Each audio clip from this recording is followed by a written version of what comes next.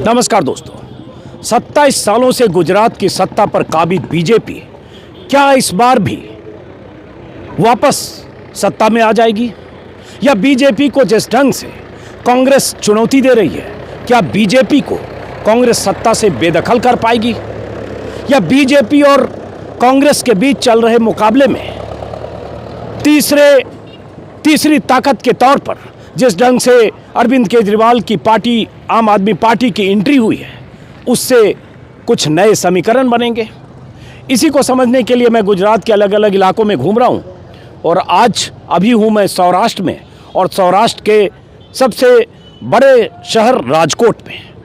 सौराष्ट्र जो गुजरात का वो इलाका जहां पिछली बार कांग्रेस को ज़बरदस्त कामयाबी मिली थी, वो ऐसे कि 12 ज़िलों में 54 सीटें हैं, जिसमें 30 सीटें पिछली बार कांग्रेस जीती थी। और सौराष्ट्र के कई इलाके हैं जहां पाटीदार निर्णायक होते हैं, पाटीदार मतलब पटेल। और पिछले चुनाव में 2017 में पटेलों की नाराजगी ने बीजेपी को नुकसान पहुंचाया था, कांग्रेस को फायदा पहुंचाया था। इस बार क्या कोई समीकरण बदल रहा है? और जैसा कि मैंने कहा, आम आदमी पार्टी ने भी इस इलाके में, पाटीदार बहुल इलाके में पूरी ताकत झोंकी है। क्या उससे कोई समीकरण बदलेगा? तो मैं हूं अभी राजकोट की, ये कौन सी जगह है?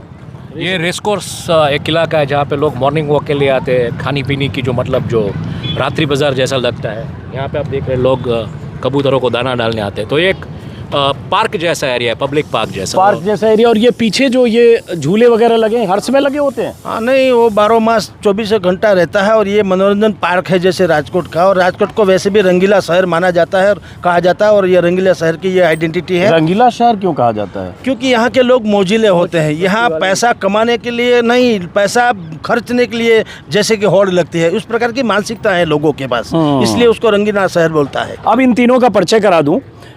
जगह के बारे में तो इन्होंने बताया। यहाँ कोई स्टेडियम भी है ना पास में? ये रेसकोर्स का अपना स्टेडियम है, कॉर्पोरेशन का, क्रिकेट में का इंटरनेशनल कक्षा का स्टेडियम था। अभी तो नया बन गया, इसलिए पहले यहाँ ही खेल हुआ करता था। और इधर पीछे कोई पार्क भी है। राजकोट की अगर कोई हॉलमार्क बोले तो वो जो बिल्डिंग आप देख रहे हैं पीछे, गैलेक्सी बिल्डिंग, वो उसका हॉलमार्क है। ऐसी बिल्डिंग पूरे बॉम्बे में भी ऐसी बिल्डिंग कहीं थी नहीं, और राजकोट का हॉलमार्क है। और पीछे पार्क है। पीछे पार्क है। और ये कबूतर को दाना देने के लिए बहुत सारे लोग लगता है। यस, डेली बेसिस पर लोग आते हैं, सुबह साथ में दाना लेकर आते हैं। और यहाँ बहुत सारी दुकानें हैं, ठेले हैं, ठिये हैं, जहाँ लोग खाने पीने के लिए आते हैं। चाट पकौड़े से लेकर और गोलगप्पे और पोहा और पाव भाजी सब कुछ। और अब मैं इनका परिचय करा दूं। हाँ, पूरा सरकारी महकमा बैठा है आपके। जो बिल्डिंग आप देख रहे हैं बहुमाली भवन, जहाँ से पूरा गांधीनगर का सीधा कंट्रोल वहीं से होता है। अच्छा। तो सभी ऑफिसें वहीं पे बैठती है। तो मतलब ये बजिंग इलाका है पूरा जी। और रिंग रोड है, तो लोग वॉक के लिए आते हैं। आसपास भी आइसक्रीम्स राजकोट में बहुत फेमस है। तो आइसक्रीम वगैरह खाने के लिए। और जैसे जगदीश भाई ने कहा कि रंगीला शहर, तो रंगीला शहर इसलिए कि गुजराती बाई नेचर स्पेक्युलेटिव होता है। और राजकोट में जो पैसा है ना, यहाँ पे कोई मारुति जैसा गुड़गांव में या दिल्ली में है, नोएडा में ऐसा नहीं है।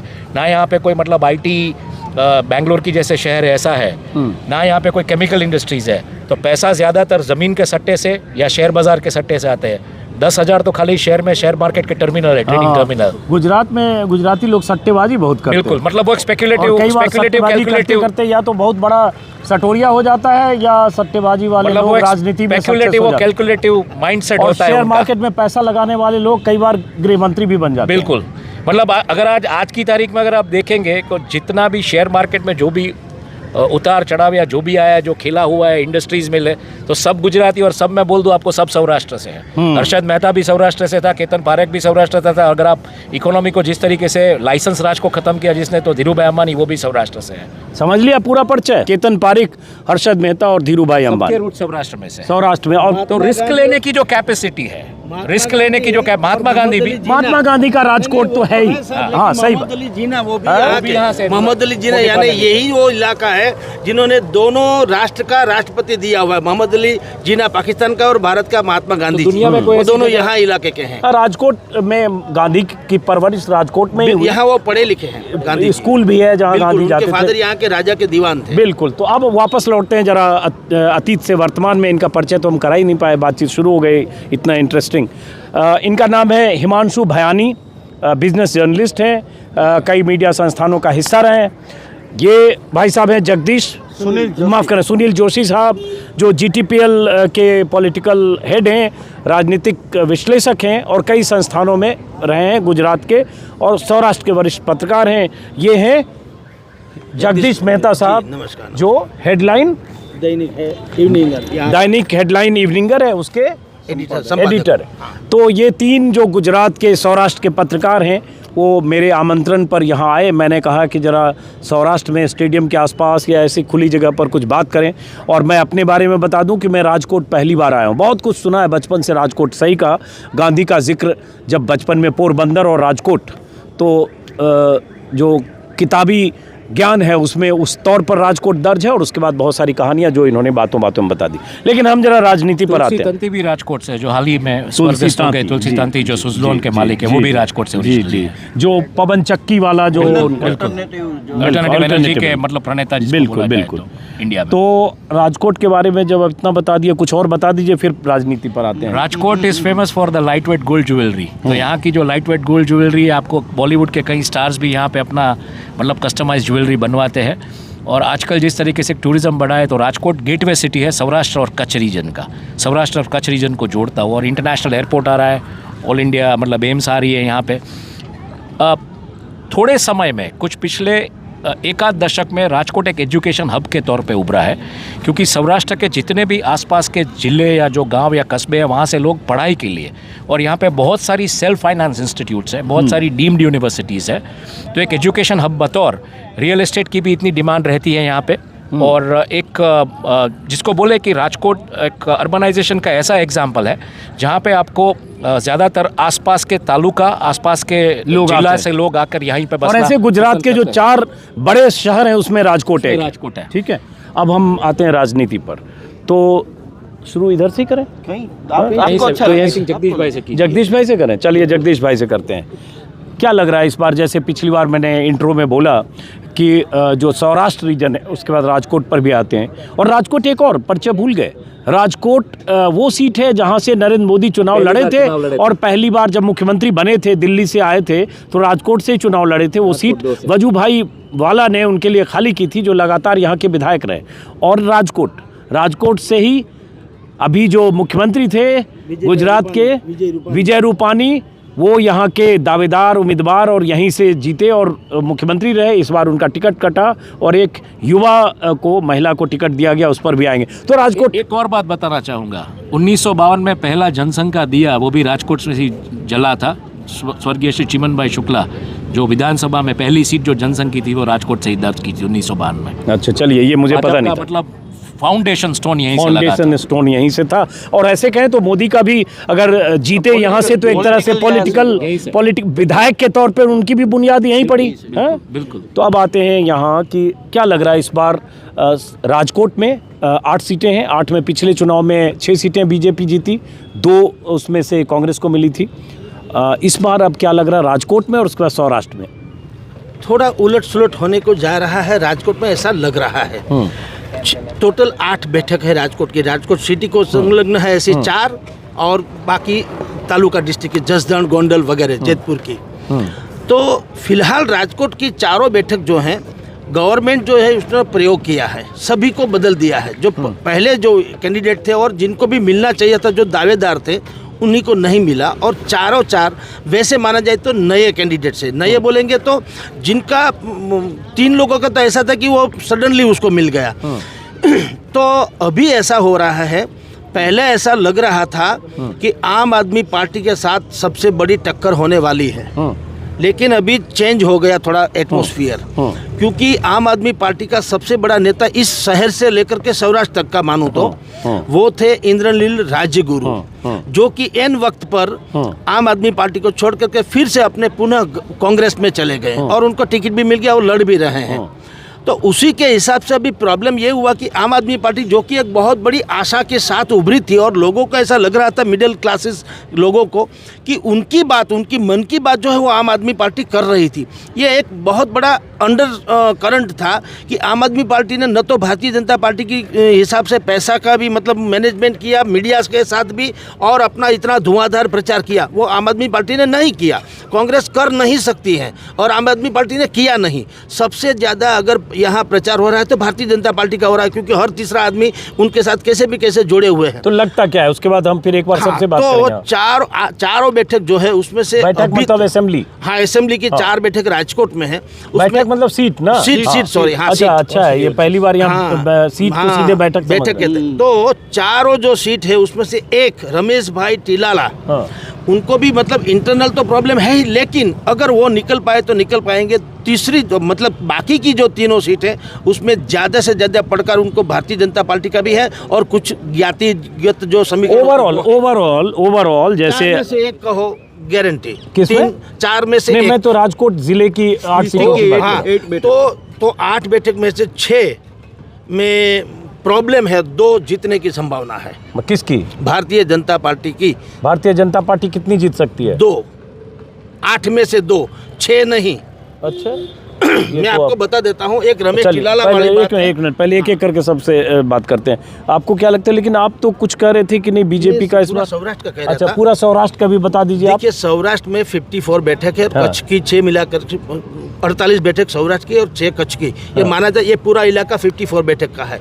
पिछले बार क्या हुआ था 2017 में, वो पाटीदार आंदोलन वगैरह सब कुछ था, तो इसलिए भारतीय जनता पार्टी को ज्यादा नुकसान हुआ था। यहाँ 12-15 बैठक ऐसी थी जो अपनी मानी जाती थी और वो गंवा दी थी। इस बार पाटीदार आंदोलन है ही नहीं, और आम आदमी पार्टी एन वक्त पर, वो मैं जैसे मुझे जो रेफरेंस मिला है वो आम आदमी पार्टी अभी इतनी नहीं है जितनी पहले लग रही थी। तो ये सब मिला करके भारतीय जनता पार्टी की जो 15 बैठक गंवाने की स्थिति थी उसमें से 2-5 बैठक वो पा सकती हैं, लेकिन अमरेली और जूनागढ़ में और मोरबी में जो थे वो प्रॉब्लम तो वैसा ही है, वहाँ प्रॉब्लम होगा ही। यानी 54 बैठक में से उनको पिछली बार 23 मिली थी, तो इस बार भी 23 से लेकर के वो 30 के आसपास हो सकती है। तो बीजेपी बढ़ेगी 7 सीट, आप ये कर राजकोट में कमेगी लेकिन ओवरऑल सब जगह बढ़ेगी। चलिए अब एक बार हम मुकम्मल बात करते हैं, फिर वापस लौटेंगे। आपको क्या लग रहा है, हम दोनों चीज़ को समझना चाह रहे हैं। राजकोट जहां 8 सीटें हैं जिसमें पिछली बार 6 मिली बीजेपी को, और ओवरऑल राजकोट सौराष्ट्र की 54 में से 23 बीजेपी को मिली, पिछली बार 30 कांग्रेस को मिली। लेकिन अगर हम 2012 देखते हैं तो 35 बीजेपी को मिली थी, 16 कांग्रेस, मतलब ठीक उलट गया लगभग। उसके बाद उसमें एक पाटीदार फैक्टर था। इस बार क्या दिख रहा है? बिल्कुल सौराष्ट्र कच्छ कुल मिला के जो 54 सीट्स है ना, उसका तब का जो था वो 30 और 23 का, वो ड्यू टू हार्दिक पटेल का जो वेव आया था और पास अनामत आंदोलन आया था। आज वो आंदोलन नहीं हो, आज स्थिति ये है एंटी इनकम्बेंसी है, और पार्टी विद इन बीजेपी को सबसे बड़ा प्रकार नहीं वोटर्स का है, नहीं कांग्रेस का है, नहीं आम आदमी पार्टी का है। पार्टी को पार्टी विद इन का जो प्रॉब्लम है, जहाँ सीटों का कटौती हुई। यहाँ राजकोट की मैं बात करूँ तो राजकोट में एक्स चीफ मिनिस्टर थे, उसकी सारी कैबिनेट बदल दी। राजकोट डिस्ट्रिक्ट के 3 कैबिनेट मिनिस्टर को बदल दिया, उसको टिकट तक नहीं दी, तो उसका कहीं ना कहीं बैकलेस आने वाला है। और मैं राजकोट 8 की बैठक में से 50-50 सोचता हूँ कि 50 कांग्रेस को जाए, 50 बीजेपी को जाए, ऐसी स्थिति मुझे लगती है। ये 54 सीट्स में कहीं ना कहीं 3 डिस्ट्रिक्ट ऐसे हैं जहाँ कांग्रेस लास्ट टाइम पूरी सीट अपनी ले गई थी। गिर सोमनाथ एरिया, जहाँ सोमनाथ महादेव ज्योतिर्लिंग बैठता है, वहाँ की 4 सीट है वो कांग्रेस को रिपीट होने जा रही है। एक सीट है वो प्रॉब्लम में है, मैं बोल रहा हूँ जो कोडिनार की सीट है वहाँ टफ फाइट है, किसी की तरह जा सकते हैं। जूनागढ़ में 2 कांग्रेस के विधायक थे, वो बीजेपी में आए थे, एक कैबिनेट मिनिस्टर बने थे जवाहर चावड़ा, और दूसरा है हर्षद रिबड़िया, वो एमएलए कांग्रेस का था। लास्ट दिन उसने अपने आप को रिजाइन करके बीजेपी में ज्वाइन, वो दोनों ट्रेलिंग कर रहे हैं अभी। तो अभी आपको वापस अगर हम फिर एक बार मुकम्मल तस्वीर समझे तो मुकम्मल तस्वीर 54 अगर सौराष्ट्र है तो उसमें क्या दिखता है? मेरे ख्याल से कुछ गेन करेगा, कुछ जाएगी। तो ये जो अभी की लास्ट की पोजीशन है, बीजेपी 2 से 3 गेन करेगी।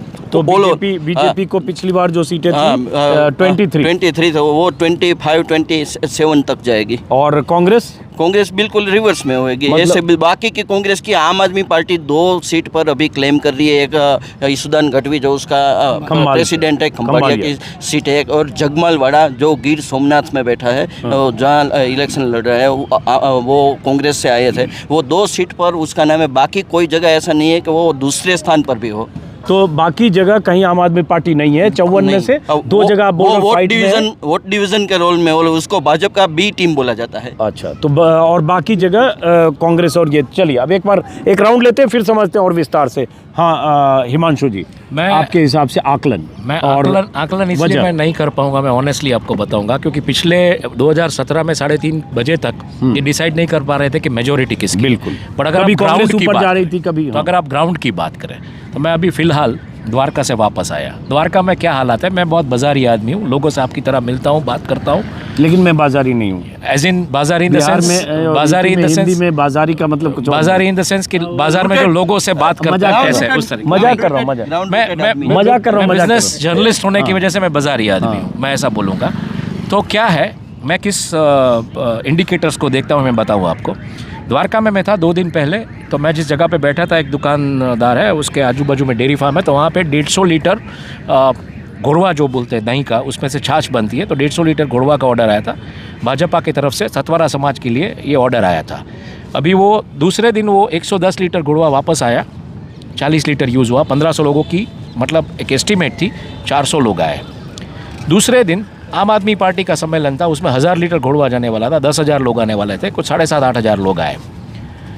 जो मिठाई जो बनी थी भाजपा की, जो सतवारा समाज के 1500 वाले, वो मिठाई यूज़ नहीं हुई, तो दूसरे दिन वो मोची और लुहार सम्मेलन में उसको यूज़ कर दी गई। कहीं ना कहीं अंडर करंट अगर आप देखने जाए तो मध्यम वर्गीय लोगों में और जो एकदम जो मतलब पिछड़ा जो वर्ग है, उसमें कहीं ना कहीं ये subsidize electricity, free education, right to education, free health और पोर्टेबल ड्रिंकिंग वाटर, उसको लेके कहीं ना कहीं एक मतलब बदलाव की जिज्ञासा है। अब वो वोट्स में कितना ट्रांसलेट होगा ये देखना पड़ेगा। दूसरी बात अगर मैं करूँ तो 2017 के मुकाबले भारतीय जनता पार्टी को मतलब 4 करोड़ 35 लाख मतदाता थे, उसमें से 3 करोड़ मतदाता पोलिंग बूथ तक है, 69% प्लस समथिंग टर्न अराउंड हुआ। उसमें से भारतीय जनता पार्टी को 1 करोड़ 47 लाख वोट मिले, कांग्रेस को 1 करोड़ 23 लाख वोट मिले। मतलब उसका अगर आप आंकड़ा जोड़ लेंगे तो 2 करोड़ 17 लाख वोट होते हैं, और बाकी के 30 लाख वोट अपक्ष को मिले। तो अपक्ष को 10% था, कांग्रेस को 41% था और बीजेपी को 49% था। अब वही मैथमेटिक्स अगर आप बिठाते हैं 2022 के संज्ञान में, तो भारतीय जनता पार्टी को अगर 70% वोटर टर्न अराउंड होता है, हालांकि वो होने वाला नहीं, उससे ज़्यादा होने की टारगेट दी गई है, अगर 70% वोटर टर्न अराउंड होता है तो भारतीय जनता पार्टी को वो 49 वाले परसेंटेज के मुकाबले 1 करोड़ 75 लाख वोट चाहिए, जो 2017 के मुकाबले 28 लाख वोट ज़्यादा है। 1 करोड़ 47 में अगर आप 28 लाख ऐड कर देंगे तो 1 करोड़ 75 लाख का आंकड़ा बैठता है। नए वोटर्स जो ऐड हुए 435 से 490, तो उसमें 55 लाख नए वोटर्स ऐड हुए, तो आपको 50% जो नए वोटर्स का शेयर चाहिए, तो वो आप कैसे लेके आएंगे, ये सबसे बड़ी चुनौती है। और 10 में से 7 मतदाता अगर पोलिंग बूथ तक जाते हैं तो 3.5 वोट बीजेपी के हैं, 3.25 वोट कांग्रेस के हैं, और बाकी का 1.25 वोट जो है वो अपक्ष विपक्ष में जाता है।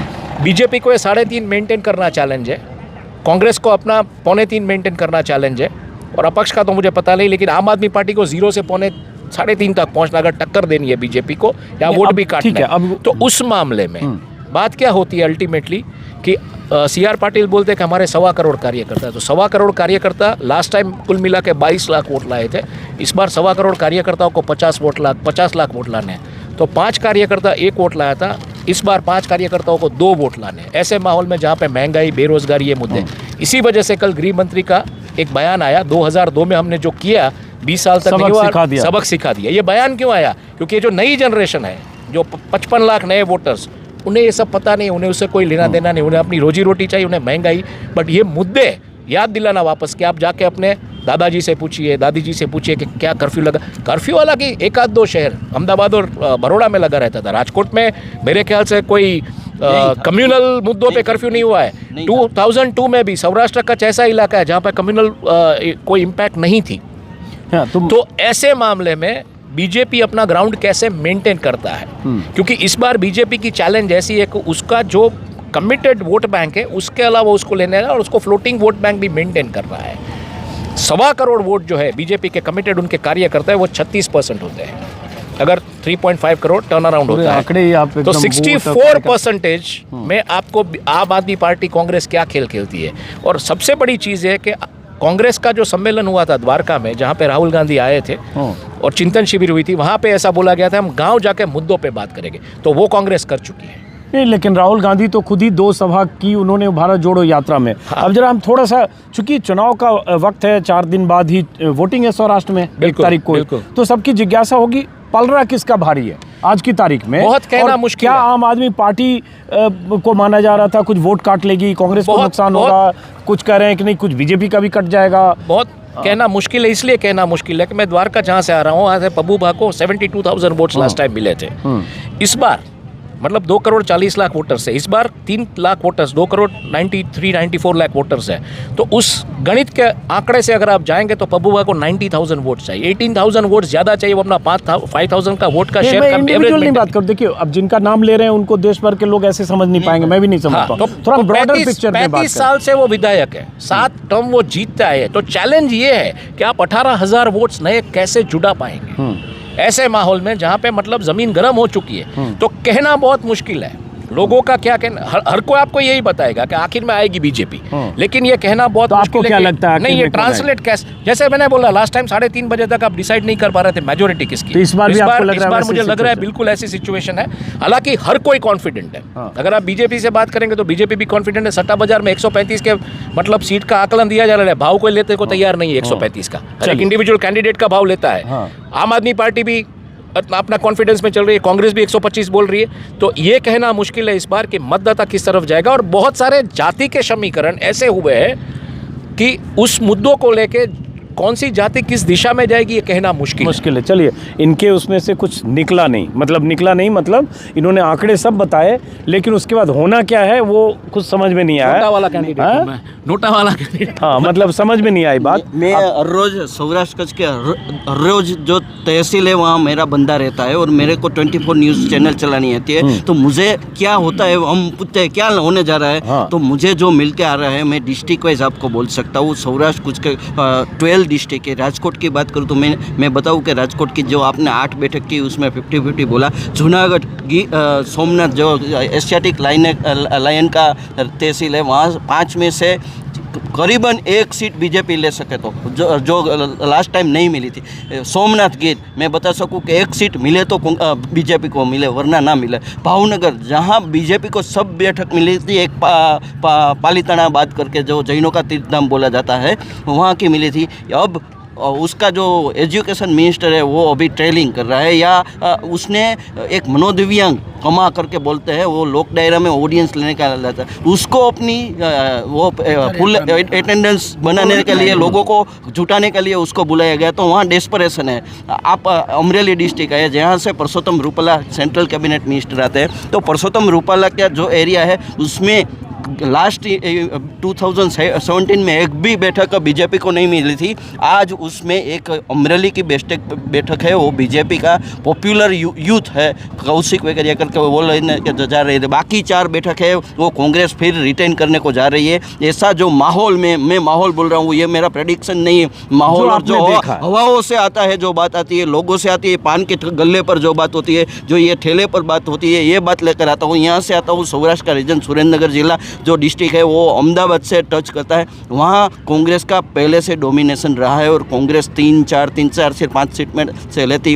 अभी वही पिक्चर होने को जा रहा है। 3 सीट में वो आगे निकल रही है, 2 सीट में बीजेपी और कांग्रेस के बीच में कशमकश चल रही है। वहाँ से आता हूँ जामनगर डिस्ट्रिक्ट में एग्जिस्टिंग सिटिंग एमएलए और मिनिस्टर था हकूबा, उसको हटा दिया तो डिसकंटेंट हुआ है। वहाँ रिवाबा जाडेजा जो रविंद्र जाडेजा क्रिकेटर है उसकी वाइफ है, उसको भेजा है, तो वो भी अभी लेकिन challenge उनकी में- वाइफ के अगेंस्ट वहाँ उनकी हाँ, बहन ही हाँ, प्रॉब्लम हाँ, कर रही उसके है। और चैलेंज में है, हाँ। वो सीट चैलेंज में है। मैं आपको बता के चलूँ, और वहाँ 3-2 का इक्वेशन चल रहा है कुल 5 सीट में से। वहाँ से कच्छ में जाता हूँ मैं, कच्छ जो लास्ट है, लास्ट टाइम वहाँ बीजेपी को 5-6 सीट में से एक ही सीट बीजेपी को नहीं मिली थी, बाकी सब कुछ बीजेपी को मिली थी।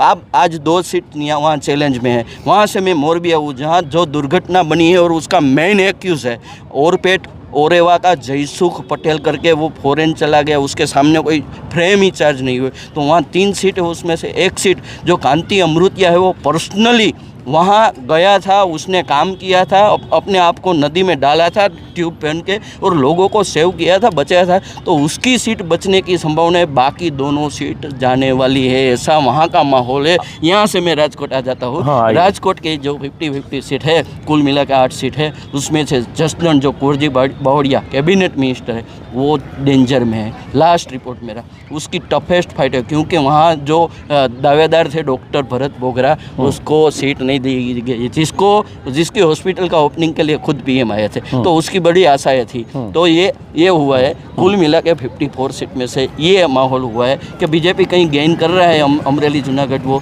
3-4 सीट तो सामने जा रही है। अब मैं एक बार क्लोज, उसके बाद फिर इनके पास आता हूँ। टोटल मुकम्मल तस्वीर, अगर मान लो 54 सीटें हैं सौराष्ट्र में, जिसमें पिछली बार बीजेपी को 23 मिली और कांग्रेस को 30, इस बार किसका पलड़ा भारी देखते हैं? इसलिए कि 2012 में देखेंगे तो ठीक उल्टी स्थिति थी, बीजेपी को 35 सीटें थी 2012 में। 17 में पाटीदार आंदोलन और नाराजगी की वजह से कहानी पलट गई। बिल्कुल, तो 2 रीज़न है सर। हाँ। जो 2 रीज़न वोटिंग बूथ पर गया ने, एक पार्टी विद इन बहुत डिसकंटेंट है। आप कोई भी कार्यालय जो बूथ बोलते हैं वहाँ जाओ, बीजेपी का कोई भी, तो वहाँ बीजेपी का जो कट गए वो जूथ है ना, वो जूथवाद है, अंडर करंट है। लेकिन वो बीजेपी के खौफ से कि यहाँ से निकल जाए तो कांग्रेस क्या हमको नहीं रख पाएगी, क्योंकि कांग्रेस वाले बीजेपी में आ रहे हैं, तो खौफ से अभी शांत है। वो लास्ट 24 आवर्स में टेबल टर्न होगा, उसकी खुफिया सीटिंग चल रही है, और वो अपना खेमा होता है उसमें काम कर रहे तो हैं। सौराष्ट्र में किसका वजन इस बार ज्यादा?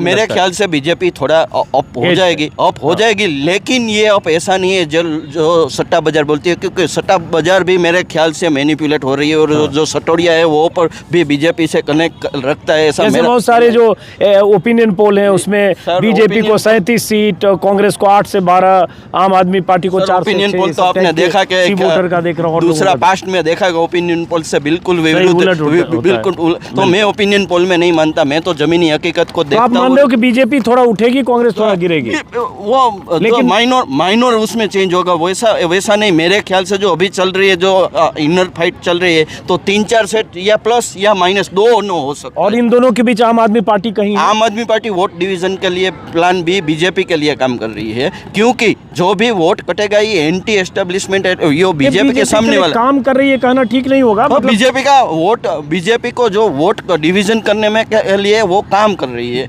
वो बीजेपी के लिए नहीं, ऐसा हो सकता है, बाय डिफॉल्ट ऐसा हो सकता है, लेकिन जो होता है वो सोची समझी, ये एक मूवमेंट है, स्ट्रेटेजिक। तो आप सौराष्ट्र में जो 54 सीटें हैं, इनमें से आम आदमी पार्टी को कितनी सीटें देखते हैं? मेरे ख्याल से 2 कैंडिडेट ऐसे वो कुछ कर सकते हैं, उसमें ईसुदान गढ़वी और जगमाल वाड़ा, जो सोमनाथ और द्वारिका दोनों तीर्थ धाम है, वहाँ हो सकता है। चलिए, अब आप कुछ कागज पत्तर आपने बहुत निकाल लिया है। मेरे पास तो सब कुछ है, जैसे सुनील भाई ने कहा और भायाणी साहब ने भी कहा, सब सही बात है। लेकिन मैं आपको एक ऑब्जर्वेशन वाली बात दूसरी तरह से बताता हूँ, क्यों भारतीय जनता पार्टी प्लस में है और क्यों कांग्रेस और आम आदमी पार्टी नीचे चली गई।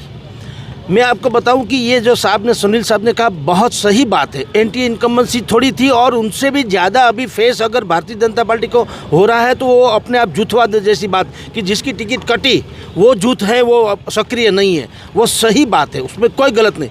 लेकिन एक फैक्टर जो है सबको लग रहा है, और इसीलिए भारतीय जनता पार्टी अग्रसर हो रही है। वो क्या है, सबको ये तो पता है ही कि कांग्रेस की सरकार तो बनने वाली है नहीं, ये कन्फर्मेशन है। ये पोल वगैरह से या तो आप प्रचार कीजिए, कुछ भी कीजिए, बॉम्बार्डिंग जो भारतीय जनता पार्टी ने किया उसके हिसाब से कहिए, मीडिया की पर्सन से कीजिए, कुछ भी कहिए, एक ऐसा परसेप्शन बना हुआ है कि सरकार तो बीजेपी की बनेगी। तो देखिए, गुजराती वो हिसाब तौर में मानने वाले लोग होते हैं, और अपना धंधा व्यवसाय सब बिछा के बैठे हुए हैं। कोई ऐसा इंटेलिजेंट आदमी, कोई ऐसा सोचा समझा वाला आदमी ये नहीं चाहेगा कि उसको भारतीय जनता पार्टी ये करड़ी नज़र से देखे, यानी तीसरी नज़र से देखे, अमीर नज़र से, अच्छी नज़र से न देखे। और वो ऐसा भी काम नहीं करना चाहेंगे कि पकड़े जाए कि मैंने आपके खिलाफ काम किया है। तो ये दोनों फैक्टर है कि न तो कांग्रेस की सरकार बनने वाली है, न आम आदमी का तो सवाल ही पैदा नहीं होता है। तो अगर ये सरकार बनने वाली है तो बीजेपी की है, और हमें सब जो व्यवसाय वगैरह करना है और जिस समाज के साथ हम जुड़े हुए हैं वो भी बीजेपी को ही तो वोट करने वाले हैं डेफिनेटली। तो अपनी नाराज़गी अपनी तरफ से है। नाराज़गी का मतलब ये भी नहीं कि हम पकड़े जाए कि मैं नाराज़ हूँ, वो दिख रहा है। लेकिन आफ्टर ऑल भी अगर उसको चॉइस करना होगा तो वो कैसे भी करके ये चॉइस करेंगे कि सरकार बने, और उसके बाद में अपना जो भी जितना वजन बचेगा उस वजन के हिसाब से अपना मुनाफा उन सरकार से मांगे या तो निकाल ले। लेकिन ये कि कांग्रेस को ही वोट दे दीजिए, भारतीय जनता पार्टी को हरा दीजिए, ये होने वाला नहीं है। क्योंकि सबकी फाइल, मैं फाइल इन्वर्टेड कोमा में बोलता हूँ, सबकी फाइल सरकार के पास होती है। लगता है आपकी भी फाइल है? हाँ, नहीं मेरी तो आप जानते हो भगवान की कृपा है, कुछ फाइल पे 30 साल से यहाँ हूँ। और बच्चा मुझे राजकोट का जो जानते हैं, कभी किसी कोई नहीं पता नहीं है कि आज तक कुछ बोल पाए, अलग बात। लेकिन सबकी फाइल में बोलता हूँ। फाइल का मतलब क्या होता है? आपकी नबड़ी नाड़, यानी कि आपकी कुछ भी गलतियां हो, आपकी कुछ भी क्षतियां हो, ये नहीं कि आप कोबंद हैं, ठीक है? इनकम टैक्स और सीबीआई वो भी है, फाइल मतलब वही है। देखिए आपकी जरूरत भी हो सकती है। फाइल का मतलब ये भी आपकी नेसेसरी, आपकी जरूरत भी, वो भी एक फाइल हो सकती है। आपका बिजनेस मेरे साथ है, आपका आप समझ रहे हैं, फाइल का मतलब वही है जो मैं समझ रहा हूँ। ये सब जो है मोरबी के इंडस्ट्रियलिस्ट को गैस चाहिए, और वो गैस का जो भी पाइपलाइन में जो भी है रेट मैनिपुलेट करना है तो वहाँ से होता। तो मैं ये कहना चाहता हूँ आफ्टर ऑल कि हम लोग गुजराती, यानी गुजरात में जो लोग हैं वो अपना व्यवसाय, अपना सामाजिक रुतबा और सब मिला करके अगर देखे तो वो मुनाफा देखेगा कि अगर गवर्नमेंट बनती नहीं है, समझ लीजिए, तो फिर हमारा जो विरोध है उसका कोई मीनिंग नहीं रहेगा। क्योंकि हम भी हाशिए में धकेले जाएंगे। कांग्रेस तो है ही, भाजपा होने को भी, अपना आम आदमी पार्टी को होने का भी है, तो हम भी क्यों हाशिए में धकेले जाए। और दूसरा कि अगर इस बार भारतीय जनता पार्टी जीत गई, समझ लीजिए इस बार जो कि संभावनाएं ज़्यादा हैं, अगर जीत गई तो उनका प्लान तो 25 का वो लोग बोल रहे हैं कि हम तो आगे में 25 साल के लिए ये सब कर रहे हैं। तो कौन आदमी ऐसा मानेगा कि हमारे यहाँ तक मुंह में अगर खाने का वो जो आता है वो यहाँ से हटने दे। इसीलिए सब लोग ये चाहेंगे कि अपनी नाराज़गी अपनी जगह है, ठीक है, हमें मनाया लिया जाएगा या हम कुछ भी करके काम निकल देंगे। लेकिन नहीं, जब आप सब लोग बोलते हैं ना, तो सब लोग में अगर आप पिछले 27 साल का भी चुनाव देखेंगे तो 38 से 42% तक कांग्रेस को वोट मिला। ऐसा नहीं है कि मतलब मैं कहूँगा कि 27 सालों में अगर वोट शेयर देखें, गुजरात एकमात्र राज्य होगा पूरे देश का कि जो पार्टी विपक्ष में रही, जो पार्टी लगातार हारी, उसका वोट शेयर भी 38, 39, 40, 42% रहा। तो ऐसा नहीं कि सब लोग हैं, दूसरा पक्ष भी है बहुत बड़ा। बिल्कुल है सर। जैसे कि आपने वोट शेयर की बात की, पिछली दफ़ा क्या हुआ था, पाटीदार आंदोलन था। उसके पहले जो भी एंटी इनकम्बेंसी वाली बात थी, लेकिन सरकार तो वही रही। और पहली जो सरकारें थी, भारतीय जनता पार्टी की पहली सरकार केशुभाई के वक्त से लेकर के आज तक थी, वो सरकार खुद ही असमंजस में थी। यानी शंकर सिंह वाघेला वाला हुआ, बगावत हुई, और बाद में शंकर सिंह की जगह सुरेश भाई को बिठाया, उसके बाद में और किसी को बिठाया वगैरह वगैरह। तो सरकार खुद मतलब स्थिर नहीं थी। अभी जो कुछ है पिछले 2-3 टर्म से माना जाए तो ये ठीक है, रूपानी की पूरी सरकार को निकाल दी हुई है सब बात। फिर भी देखिए हिंदुस्तान में शायद पहली बार ऐसा हुआ होगा कि पूरी गवर्नमेंट को निकाल दिया जाए, फिर भी न तो कोई बगावत करता है, ना कोई मतदार यानी वोटर्स के ऊपर इसका कोई इफेक्ट होता है। सब लोग ये मानते हैं कि इनके पास इतनी सुविधाएं हैं, सब मिला करके शक्तियाँ हैं, ईडी, सीबीआई और जो कुछ भी मानो। देखिए ईडी अगर मेरे खिलाफ कुछ करे मुझे डर लगा, क्योंकि मैं पाप तो किया है। देखिए ये भी तो है। नहीं तो एक मिनट, इसका काउंटर है। मैं पाप तो किया है तो ऐसा नहीं है कि ईडी ने अगर 12-14 राज्य जहां बीजेपी और एनडीए की सरकार है वहां सारे सत्यवादी राजा हरिश्चंद्र हैं और सब दूध के धुले हैं और गंगा से नहाए हैं। पाप वहां भी होगा, करप्शन वहां भी होगा, लेकिन वहां कोई पकड़ा नहीं जाता है। तो बात यह है ना कि जहां आप पकड़ते हैं, दबोचते वही हैं जहां विपक्ष है। देखिए वहां किसी ने पाप किया इसलिए मेरा पाप तो माफ नहीं होने वाला। वही मैं कह रहा हूँ, ठीक है, मेरा पाप तो माफ नहीं होता। चलिए ऐसा क्या है कि मुझे डर लगे? अरे ऐसा क्या है कि मोरबी में नगर पालिका में सब पैसे लेके खा रहा था और ओरेबा वाला क्या किया आप जानते हैं, सब बिना करप्शन के सब हो गया। करप्शन था ना, गुजरात में भी करप्शन है। मैंने वो तो नहीं कहा कि यहाँ, लेकिन यहाँ तो ईडी नहीं आ रही है, वो ओरेबा वाला भी भाग गया। वो ईडी और एजेंसी जिसका जिक्र कर रहे हैं उसको क्यों नहीं दबोचा जयसुख पटेल को, जिसकी वजह से 135 आदमी मर गया, वो आदमी दबोचा नहीं गया। वो पटेल है, धन्ना सेठ है, पैसे वाला है, बीजेपी में कनेक्शन है, भाग गया। मैं कही तो रहा हूँ हाँ। कि सभी शक्तियां भारतीय जनता पार्टी के पास है। ये वोटर्स अब सही है। नहीं, पहले भी मैं वही कहा हाँ। कि सभी मानते हैं कि हम अगेंस्ट में जाएंगे तो सभी शक्तियां भारतीय जनता पार्टी के पास। इसलिए ये बाजारू लोग, जिसको आप बोलते हैं, हमारे आपके वहाँ बाजार का शब्द अलग होता है, हमारे यहाँ व्यवसाय होता है। तो चलिए, अब व्यावसायिक लोग हैं, वो कभी ऐसा नहीं चाहेगा कि हम लोग एंटी उसके सामने आ जाए। मुनाफा होना चाहिए, उसको मुनाफा होना चाहिए। वो गुजरातियों जगदीश को भाई की बात, वो पैसे में, उसकी हवा में पैसा है, तो वो देखते हैं कि कहाँ मुनाफा होने वाला है, वो जगदीश भाई कहना चाहते हैं। मेरी बात कुछ अलग है, वो मैं बाद में करूँगा। समझ गया। अब जरा इधर आते हैं। अब ये बताइए कि मुद्दा क्या है। जैसे जिस ढंग से इस बार भी लगा कि आखिर में प्रधानमंत्री मोदी ही चेहरा हो गए, गुजरात से गए मतलब केंद्र में गए, 8.5 साल हो गए, 3 मुख्यमंत्री बदल दिया गया, और उसके बाद अभी तो आखिर में पूरी कैबिनेट मंत्री सब बदल दिया गया, यहाँ तक कि मुख्यमंत्री उप मुख्यमंत्री को टिकट से भी बेदखल कर दिया गया, जिसमें राजकोट के वो भी थे, विजय रूपानी भी।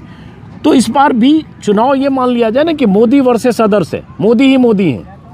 बिल्कुल। तो मतलब जो टेलीकॉलिंग होती है उसमें भी एक कॉल आता है किसी अनजान नंबर से, वो बोला जाता है कि अरविंद केजरीवाल खालिस्तानी है, पंजाब से खालिस्तानियों ने फंड दिया है, तो आप उसको वोट मत दीजिए, आप मोदी जी को वोट दीजिए। तो हमको भी नया लगता है जब ऐसा हम सुनते हैं कि ये चुनाव जो है उसमें भूपेंद्र भाई पटेल लड़ रहे हैं या नरेंद्र मोदी और अरविंद केजरीवाल की जो फाइट है।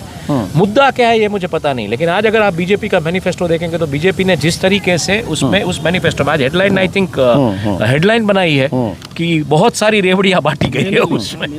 तो ये बहुत क्लियर है कि जिस बेसिक्स की, मतलब जो progress and development plugged with Hindutva and nationalism की जो राजनीति थी, वो अब शिफ्ट हो चुकी है बेसिक्स पे। बेसिक्स मतलब बिजली, सड़क, पानी नहीं, यहाँ पे सड़कें अच्छी है, बिजली है, पानी है, सब कुछ है। बट अब बात आ गई है कि आप हमको फ्री शिक्षा दीजिए, आप हमको फ्री हेल्थ दीजिए, आप सब्सिडाइज इलेक्ट्रिसिटी दीजिए, जो कॉन्स्टिट्यूशन में लिखा गया। क्यों? क्योंकि आप 100 रुपये पेट्रोल के वो कम नहीं कर पा रहे हैं, तो हम 100 रुपये का पेट्रोल भरवाएंगे, बट अगर सब्सिडीज़ ये सब मिलती है, अगर ये सब्सिडाइज मिलता है तो हम अपना लड़ लेंगे। और ये क्यों नहीं हो पा रहा है, ये भी इंटरेस्टिंग है। गुजरात में ज़्यादातर लोगों ने धीरे धीरे ये सेवाओं को प्राइवेटाइज इसलिए होने दिया कि पैसा खर्चने से अगर सेवाएं अच्छी मिलती है तो उसमें प्रॉब्लम नहीं है, लेकिन धीरे धीरे फिर इसमें नेताओं की भागीदारी आने लगी। लेकिन एक बात तो बताइए, इसलिए इसको रेवड़िया बताया जा रहा है, ये आपकी कॉन्स्टिट्यूशनल राइट है। क्यों आप इसको मतलब प्राइवेटाइजेशन के डोमेन से नहीं हटाते? क्यों इतना, मतलब राजकोट के अखबारों ने इतना लिखा है स्कूल की फीस को लेके, कितना मतलब प्रॉब्लम हुआ था। जिस तरीके ईसुदान गढ़वी भी बोलता है कि मैंने प्रेशर डालवाया है, वो तो राजकोट के अखबारों ने भी इतना प्रेशर डाला है। मैं समझ गया, मैं लेकिन एजुकेशन हब है, समझ लीजिए। तो क्यों आपने प्राइवेटाइज हो चुका है तो आप बोल रहे हैं कि रेवड़िया है?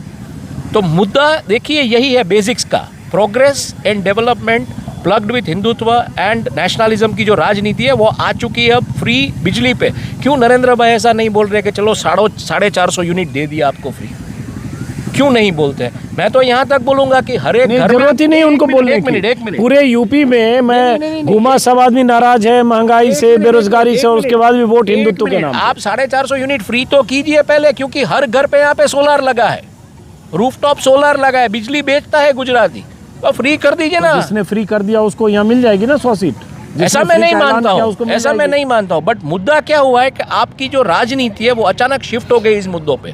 अभी तक तो आप इस पे बात नहीं कर रहे थे, तो क्यों आप बात करने लगे? चलिए, अब हालांकि आप थोड़ा एब्स्ट्रैक्ट में बात कर रहे हैं, कुछ क्लैरिटी से आप बोल नहीं रहे हैं, लेकिन I try to read between the lines and secondly मैं कभी मतलब एक आंकड़ा नहीं देता हूँ। आंकड़ा मैं पूछ भी नहीं रहा हूँ, उस तरीके से सेंटिमेंट क्या है, सेंटिमेंट पता चलता है। सेंटिमेंट जब लोगों से बात करो तो यही आता है कि 27 साल की एंटी इनकम्बेंसी है, बदलाव चाहिए, कैसे लाएंगे, और ये मुद्दे जो पकड़ चुके हैं जमीन पे, ये मुद्दे सही है, ऐसी बात आ रही है। लेकिन ये 100 सीट में ट्रांसलेट होंगे कि नहीं होंगे, यही एक सबसे बड़ी बात है।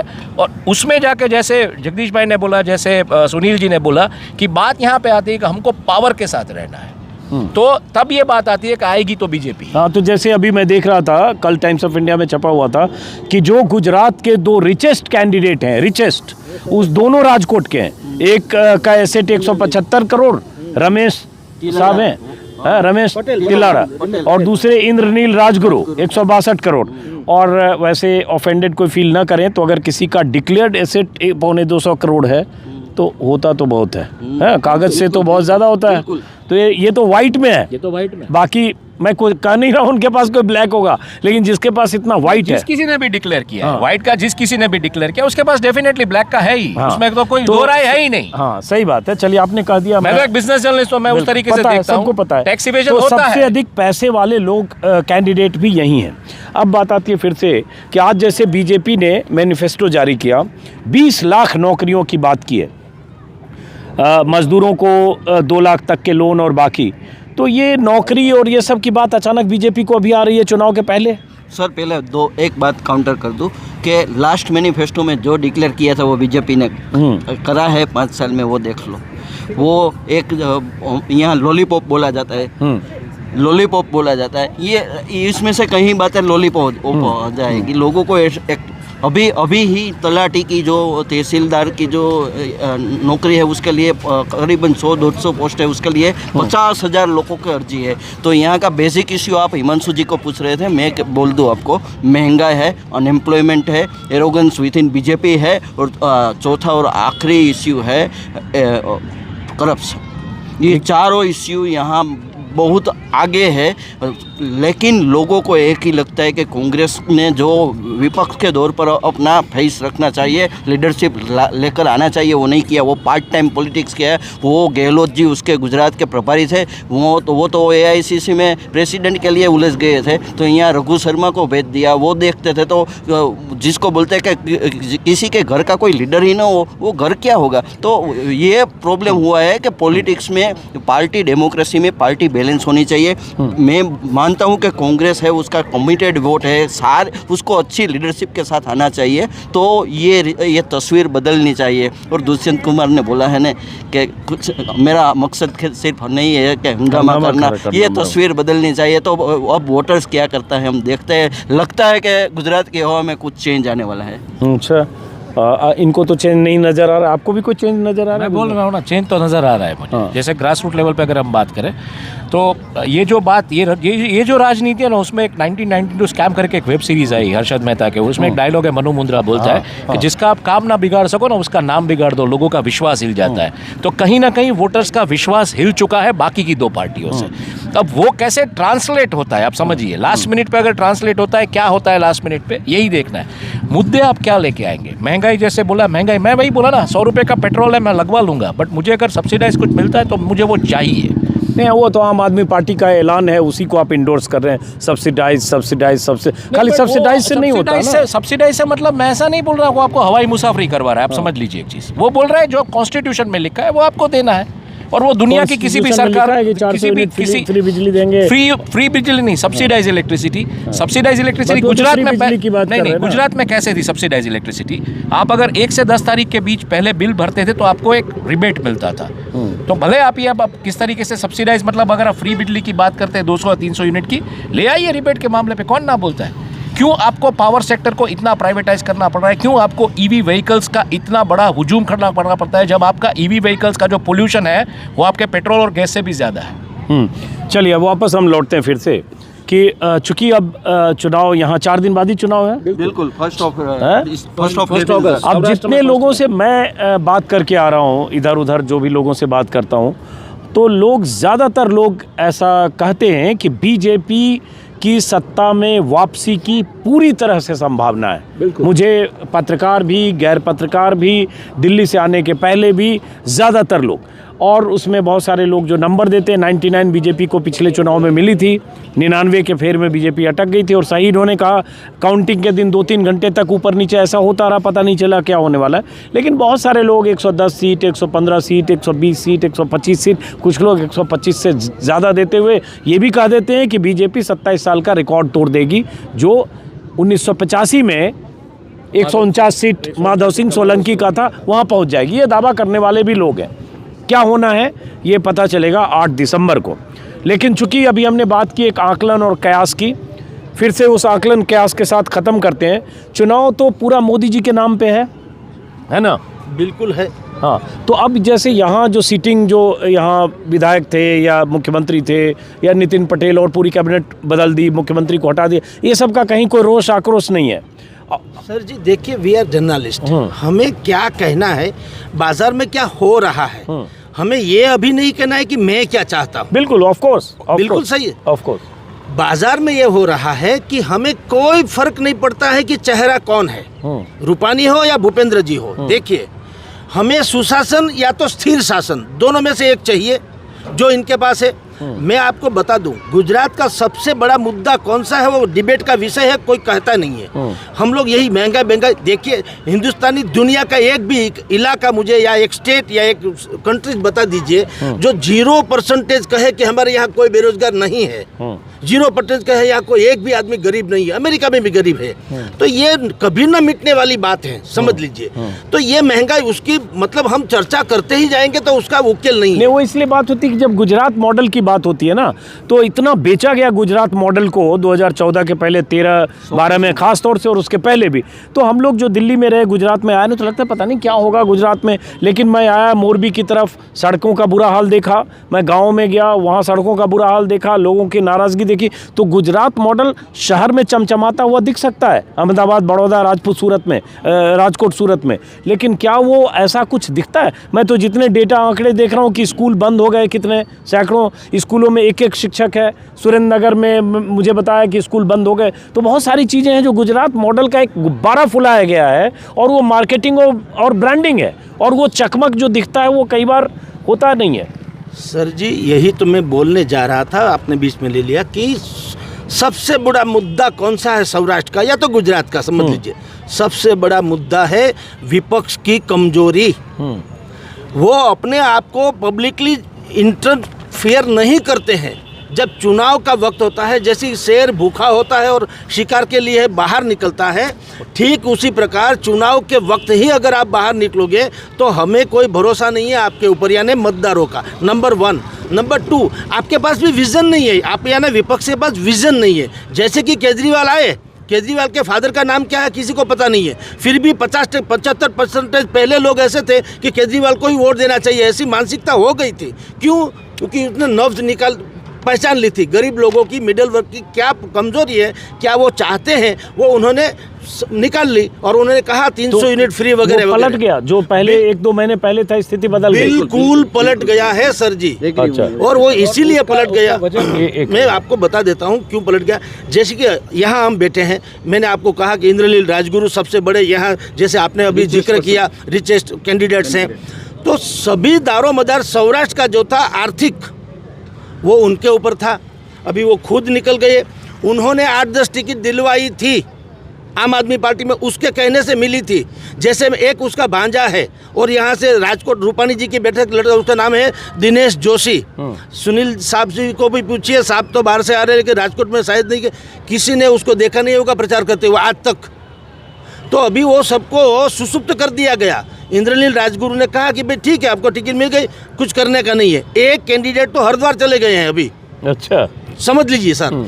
तो मैंने कहा ये राजकोट का नहीं, सौराष्ट्र का सबसे बुरा या गुजरात का बुरा अगर हाल है, मैं नहीं कहता हूँ भारतीय जनता पार्टी ने सभी अच्छा ही काम कर दिया है, लेकिन विपक्ष की कमजोरी है कि वो अपने आप को पब्लिकली कभी विजनरी के हिसाब से नहीं आते। देखिए, तेल का डब्बा ऊंचा करके खड़खड़ा के फोटो गिरा करके छापा अखबार में फ्रंट पेज पे छपवी दे, उससे ये समस्या हल होने वाली नहीं। तो मोदी जी का फोटो जितना छपता है उतना किसी का छपता है? मोदी जी का तो फोटो ही छपता है, वो तो आज ही फोटो सब जगह आ रहा है, पूजा करते हुए भी फोटो, माता जी के पास जाते हुए फोटो, माँ के पास मोदी जी बाद में जाते हैं, 3 कैमरा पहले अंदर जाता है। वो केदारनाथ भी जाते तो आँख खोल के देख रहे होते कैमरा सब सही लगा हुआ है कि नहीं। वो उज्जैन जाते हैं, महाकाल के सामने 3 कैमरा सामने। वो अयोध्या कैमरा प्रेमी तो सबसे बड़े इस देश के प्रधानमंत्री हैं, पोस्टर और कैमरे में छाए हुए हैं। और एक बात बता दूं सर, ये हम लोग छापते हैं, हम यानी मीडिया, तो विपक्ष का नहीं छापते ऐसा तो नहीं है।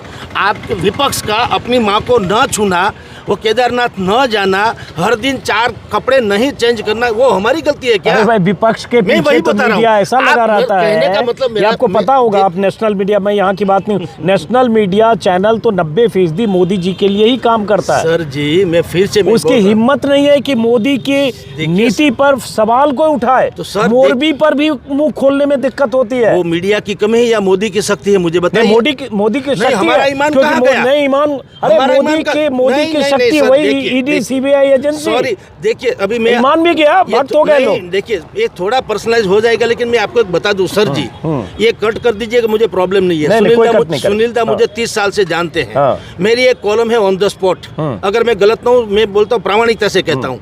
मैं भारतीय जनता पार्टी को वैसे भी इंडिविजुअली बात करता हूँ।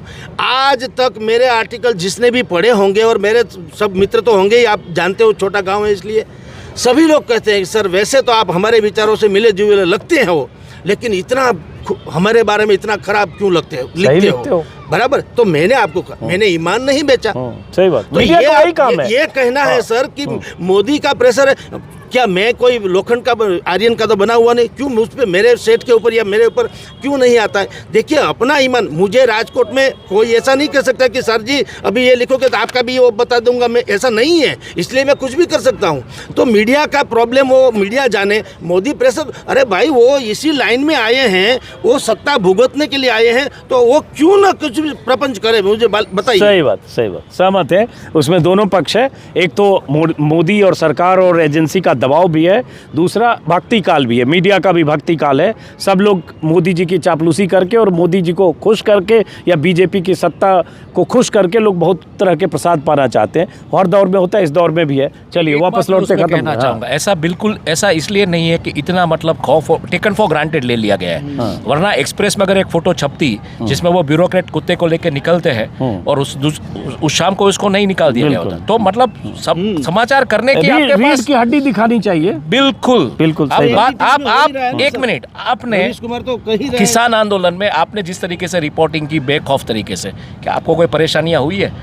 इतना प्रेशर, हाँ तो मैं वही बता रहा हूँ। लेकिन अगर मैं संस्थान में होता, एक मिनट, बात करेक्ट कर दे रहा हूँ, मैं संस्थान में होता तो मैं वो कुछ भी नहीं दिखा सकता, समझ गया। और मुझे इसलिए संस्थान मैंने छोड़ना तय किया। इसलिए संस्थान में रह के वो कुछ भी नहीं दिखा सकते, वो टेकन फॉर ग्रांटेड है। टेकन फॉर ग्रांटेड नहीं है, ऊपर बैठे लोग, सिस्टम में बैठे लोगों ने सरेंडर कर दिया। चलिए वापस लौटते हैं, संस्थान में रह के नहीं कर सकते। वहाँ भी मीडिया संस्थानों में भी बहुत सारे पत्रकार हैं जो ईमानदार हैं, जो करना चाहते हैं, लेकिन वो कर नहीं सकते क्योंकि डोर कहीं खिंची हुई है, ऊपर से आता है कि क्या चलाना है क्या नहीं चलाना है, क्या दिखाना है क्या नहीं। पैसे का खेल है, पैसे का है, दबाव का है, खुश करने का, जो भी कहिए। बहुत लोग स्वतः अपनी तरफ से चापलूस हो गए, वो खुश करना चाहते हैं, गुड बुक में रहना चाहते हैं। हम लोग बैड बुक में रह के खुश, हमें लगता है कि अगर सत्ता पे किसी भी बुक में नहीं है, नहीं, मैं मानता हूँ कि सत्ता जर्नलिज्म की ठीक है, लेकिन मैं कहता हूँ सत्ता के शीर्ष पर बैठा आदमी आपके काम से, आपकी आलोचना से आपको न पसंद करता है तो मैं उसे ही अवार्ड मानता हूँ। मैं उसको खुश करने के लिए काम करूँ कि वो मुझे पसंद करने लगे, तो मैं पत्रकारिता नहीं कर रहा हूँ। मैं कृष्ण भगवान की भूमि से अभी दर्शन करके आ रहा हूँ द्वारका से, वो कौरवों के पक्ष में थे और पांडवों के भी पक्ष, बिल्कुल वो निष्पक्ष थे। तो हम पत्रकारों को ऐसे निष्पक्ष रहना है, बात खत्म हो जाती है। लेकिन कृष्ण निष्पक्ष नहीं थे। कृष्ण अर्जुन के सारथी थे, अर्जुन के सारथी थे, निष्पक्ष नहीं थे कृष्ण। हाँ, वो लंबी कहानी हो जाएगी। कृष्ण बिल्कुल निष्पक्ष नहीं थे, वो पक्ष में थे पांडव के, और उसके बाद अर्जुन के सारथी थे। जो भी हुआ वो कृष्ण के उस दिशा निर्देश से हुआ, और वो लंबा गीता का ज्ञान है, वो वहाँ नहीं जाते। खत्म करते हैं इसको क्लोजिंग इस रिमार्क के साथ कि सौराष्ट्र में पहले दौर में जो चुनाव होना है, 1 तारीख को यहाँ चुनाव होना है। लेकिन हाँ, एक नाम भूल गया, उस पर एक कमेंट ले लेता हूँ। जो आम आदमी पार्टी के मुख्यमंत्री के चेहरा है ईशुदान, वो भी यहाँ से 100-150 किलोमीटर खंभालिया चुनाव लड़ रहे हैं। उनका क्या लगता है आपको? मैंने बोला, मेरी पहली बात में बोला कि आप आम आदमी पार्टी को सौराष्ट्र कच्छ में 2 बैठक मिलने जा रही है। उसमें से एक ईशुदान गढ़वी की है, दूसरी जगमाल वाड़ा जो सोमनाथ। आपको क्या लगता है? सुनील दा कह रहे सही है, वो जीत सकते हैं। आपको क्या लगता है? निकल जाएगा, क्योंकि विक्रम माडम ने भी उसको एंडोर्स कर दिया, कांग्रेस के जो प्रत्याशी लड़ रहे हैं उसके सामने, उसने भी एंडोर्स कर दिया। और मुड़ू बेरा का थोड़ा वोट बैंक को लेकर बहुत प्रॉब्लम्स है, तो इसकी वजह से वो निकल जाएगा। चलिए, तो बहरहाल इस बातचीत को यहाँ ख़त्म करते हैं। 3 पत्रकार, बहुत अच्छा लगा वैसे आप लोगों से बात करने में। और गुजरात में दिक्कत क्या होती है, हिंदी बोलने वाले कम मिलते हैं, तो बहुत दिन भर सफ़र करता हूँ, 200-300 किलोमीटर, और कई बार जाता हूँ कहीं और हिंदी कि दिक्कत होने की वजह से वीडियो नहीं कर पाता हूँ, इसलिए 3 लोग आए ख़ास, तीनों हिंदी बहुत अच्छी बोले और अपने अपने हिसाब से जिनको जो लगा वो उन्होंने कहा। और सही उन्होंने कहा कि विशफुल थिंकिंग इम्पॉर्टेंट नहीं है कि आपकी सदिच्छा क्या है, आप चाहते क्या हैं। हर पत्रकार के भीतर हो सकता है कोई इच्छा, कोई विचारधारा हो, लेकिन मुझे लगता है विश्लेषण करते वक्त आप आलोचना तो करें, लेकिन कि ये ऐसा हो जाएगा इसलिए वैसा ही नैरेटिव सेट करें, वो ज़रूरी नहीं है और वो उससे बचना भी चाहिए। मैं भी बचता हूँ। जैसे बहुत सारे लोग मुझ पर आरोप लगाते रहे यूपी चुनाव के दौरान कि आपके चुनाव से आपने चुनाव में कह दिया कि बीजेपी की सरकार नहीं बनेगी, अखिलेश की आ रही। मैंने आखिर में भी कहा कि मैंने 7 महीने के किसी एक वीडियो में एक शब्द एक बार भी नहीं कहा था कि बीजेपी हार रही है या अखिलेश की सरकार आ रही है। जो जनता बोल रही थी वही मैं दिखा रहा था और मेरा वही काम है, हम भी वही बोल रहे हैं। तो अब मैं आकलन पूछ रहा था, आकलन असेसमेंट तो होता है, वो डिफरेंट है और वो आकलन में कई बार वो गलत तब होता है जब जो चीज़ दिख रही है और उसको भी देखने से नज़रअंदाज करके उल्टा बोलने लगे तो गलत हो जाता है। जैसे पता नहीं, अगर कोई बोलने लगे कि आम आदमी पार्टी की सरकार बन रही है तो मुझे लगता है वो बहुत उल्टा बोलेगा क्योंकि सरकार नहीं बन रही है। हर एक डिबेट में अब ये बोलते हुए आम आदमी पार्टी वाले मुझे ट्रोल करने लगेंगे, लेकिन जो भी ट्रोल करेंगे वो 8 दिसंबर तक ही कर पाएंगे। लेकिन मैं एक बात बोलूं भाई, हर एक डिबेट में बोलता हूं कि जब तक लास्ट ईवीएम में से लास्ट वोट अकाउंट में ना लिया जाए तब तक कहना मुश्किल होगा कि कौन सरकार नहीं है। बिल्कुल, चलिए हमारा कब्जा नहीं। बहरहाल खत्म करते हैं और देखिए पीछे दुकानें सब सज गई है रंगारंग। हम लोग भी कुछ यहाँ पे खाते हैं गुजरात का कुछ स्पेशल। शुभ रात्रि।